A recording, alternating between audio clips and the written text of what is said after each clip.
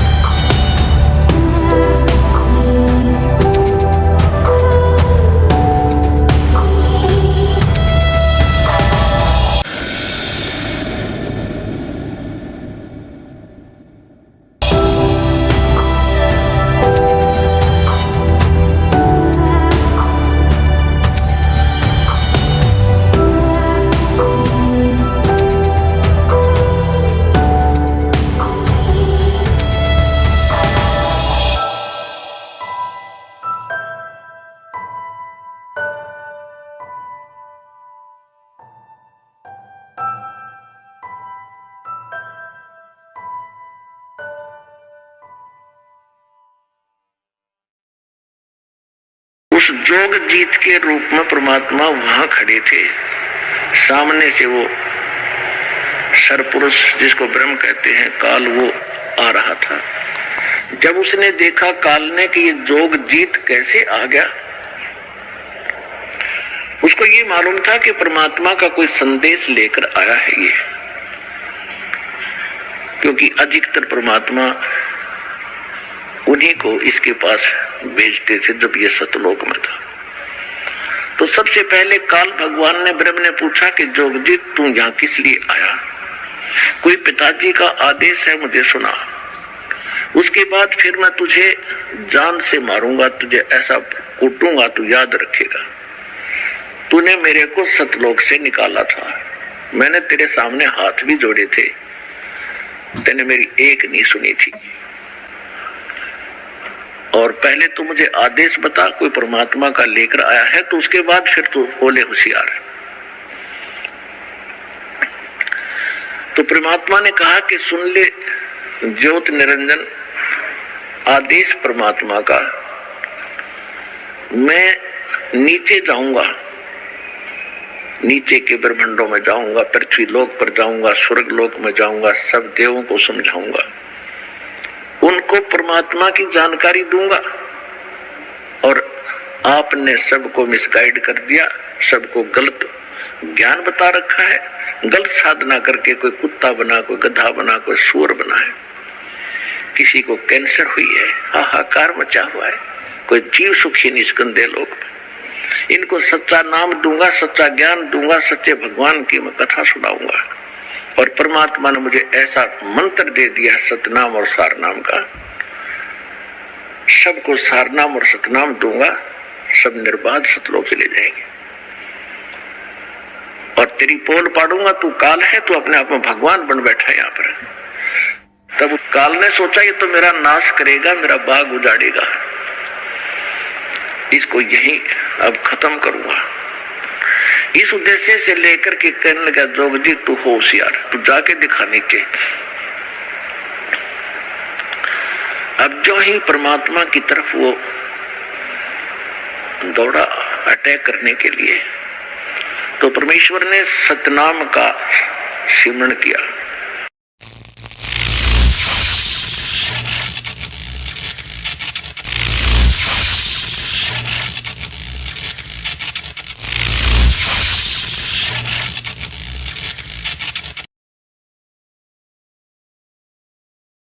परमात्मा कहते हैं फिर मैंने अपना उस सत्य शब्द सत्य नाम का उच्चारण किया। हमें समझा रहे कोई भी आपत्ति आपका आवे, प्रथम नाम प्राप्त हो उसका सिमरण अवश्य करके देखना, चाहे दुखी सुखी होकर करना एक बार, और सतनाम प्राप्त है उसका सिमरण करना। सार नाम प्राप्त है, फिर तो कंप्लीट ही कोर्स है, तो सार नाम का जाप करना। फिर देखना आपकी आपत्ति किस प्रकार हल्की होती जाती है। परमात्मा कहते हैं तब हम सत शब्द गहुरावा, सतनाम का उसको ऐसा झटका लगा, वो ऐसा गिरा नीचे, तपत बुझावा, इतना भयभीत हो गया, उसको ऐसा अटैक हुआ। इसमें इतनी ताकत है सतनाम के मंत्र में। ये अध्यात्म पावर है और अध्यात्म पावर बहुत प्रबल होती है। इतना भयभीत हो गया कि वहां से कहते पाताल में जाके गिराइए, परमात्मा इसके साथ साथ गए।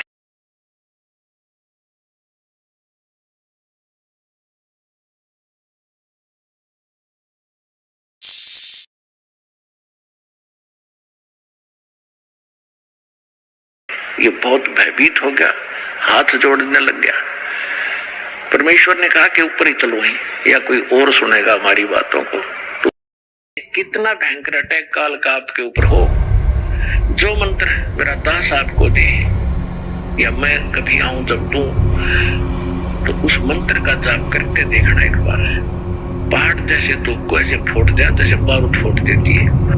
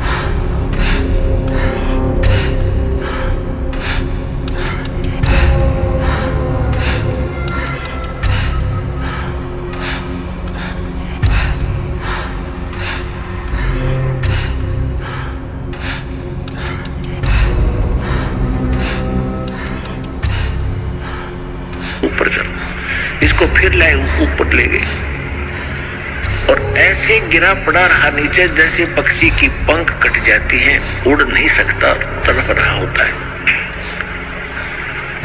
तब इसने पैर पकड़ दिए, नीचे नीचे सरक गए कबीर भगवान के, जब जोग जीत रूप में मालिक वहां खड़े थे। चरण पकड़ के रो रहा है कि तू मेरा बड़ा भाई, मैं तेरा छोटा भाई। छोटे तो गलती कर देते हैं, बड़े अक्षमा किया करते हैं, मुझे माफ कर दो।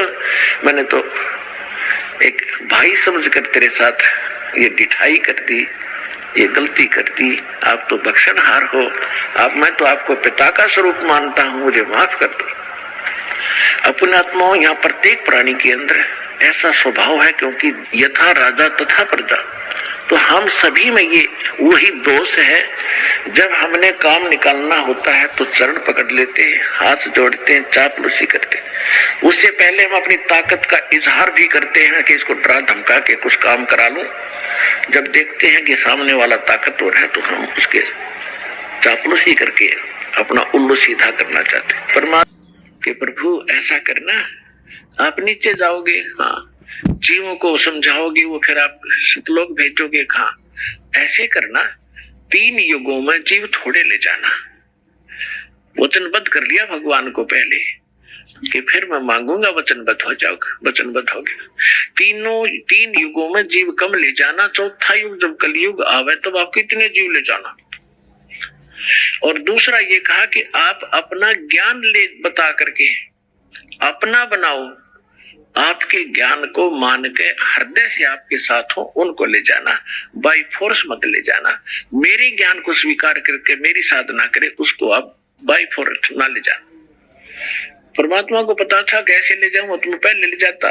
ये ऐसे वहां रह ही नहीं सकते, पहले थे ही ना ऐसे। तो पहले अपना ज्ञान से रंगूंगा, और इनके अंदर इतनी भक्ति प्रबल करूंगा, जितने भक्तिहीन आप हो चुके हो इतनी ही सामर्थ्य आपका पुनः इस साधना से बनाया जाएगा, तब आप वहां पहुंचोगे और ये ज्ञान सुनाया जाएगा, आपके हृदय में समाओगा, बिल्कुल सत्य है ये, तो तब वहां जा सकते हो, तभी वहां रुक सकते हो। जैसे मोहम्मद जी को ले गए थे बगैर ज्ञान समझाए, एक प्रमाण दे रखा दाता ने, लेकिन यहाँ हजरत मोहम्मद जी के लाखों से सो गए थे, सारी प्रभुता हो गई थी, सब जय जयकार करें थे, तो वहां रहा नहीं, वापस आ गया। तो परमात्मा ने प्रमाण दे रखा, अगर न्यू ले जाऊंगा तो वहां एक भी ना रहे। तो परमात्मा ने कहा ठीक है, जैसा तू कहता तथास्तु। 3 युगों में जीव कम ले जाऊंगा, अपना ज्ञान अपना ध्यान बता करके अपना बनाकर ले जाऊंगा, और जोर जबरदस्ती नहीं ले जाऊंगा, और 4थे युग में ही जीव में घने ले जाऊंगा। तब फिर खुश हो गया, छोड़ कर पैर खड़ा हो गया, कहने लगा जाओ जोग जीत संसारा, और जीव न माने कहा तुम्हारा। 4था युग जब कलयुग आओगा ना, इनको ऐसा भक्तिहीन कृतघ्नी बना दूंगा उस समय जब तुम्हारा। परमात्मा ने क्या कहा था कि 4था युग जब कलयुग आई तब हम अपना अंश पठाई, तब हम जाएंगे या अपना अंश पठाएंगे। तो काल ने कहा था कि तब तक तो इनको ऐसा कर दूंगा, कलयुग में देवी देवताओं के पुजारी बना दूंगा, पत्थरों पर मत्था टेकते फिरेंगे, तीर्थ धामों का आदि कर दूंगा, और कोई भी तुम्हारी बात को नहीं मानेगा। जब तुम जाओगे, जाओ जोग जीत संसारा, और जीव ना माने कहा तुम्हारा, जीव तुम्हारा कहा ना माने, हमारी ओढ़ हो बाद बखाने। उनको ऐसे नकली झूठे रंग से रंगवा दूंगा अपने दूत भेज भेज कर कि आप बताओगे सच्चा ज्ञान, और वो करेंगे विरोध। तू कहां से आ गया फिर मां विष्णु महेश के माता पिता बताने वाला, सिर फोड़ देंगे तेरा और तेरे नुमाइंदे का चले जाना। परमात्मा बोले यह चिंता तूने नहीं है, आपने जो मांगा हमने दे दिया, अब हम जाने और हमारा काम जाने।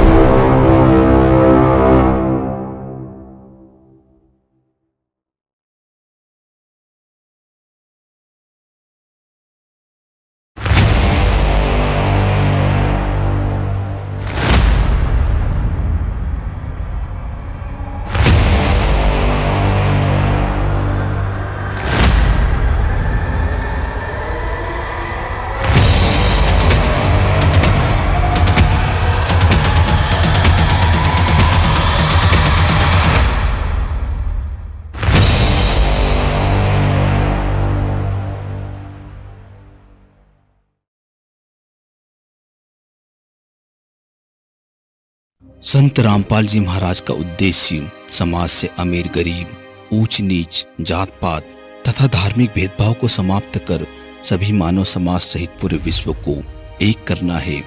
संत रामपाल जी महाराज द्वारा लिखित एक दिव्य पुस्तक धरती ऊपर स्वर्ग, आप इसे जरूर पढ़िए।